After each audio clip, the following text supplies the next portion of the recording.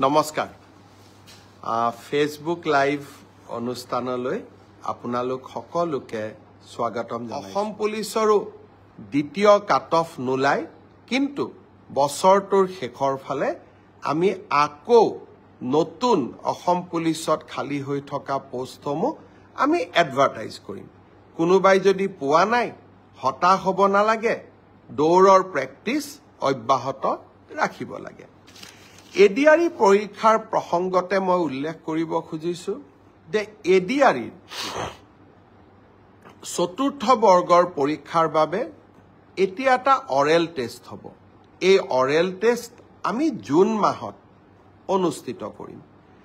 লগে লগে এডিআৰই তৃতীয় বৰ্ষৰ পাছ কৰা ছাত্ৰ ছাত্ৰীসকল বা যুৱক যুৱতীসকলৰ বাবে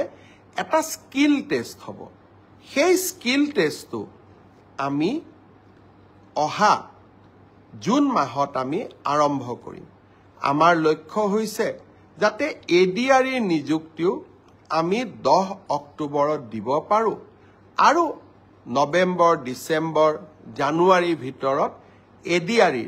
নতুন এডভাৰটাইজমেন্টটো আমি যাতে দিব পাৰো অৰ্থাৎ আমি আমাৰ যুৱক যুৱতীসকলৰ মাজত আশাৰ বন্তি গছি আমি জ্বলাই ৰাখিব খুজিছো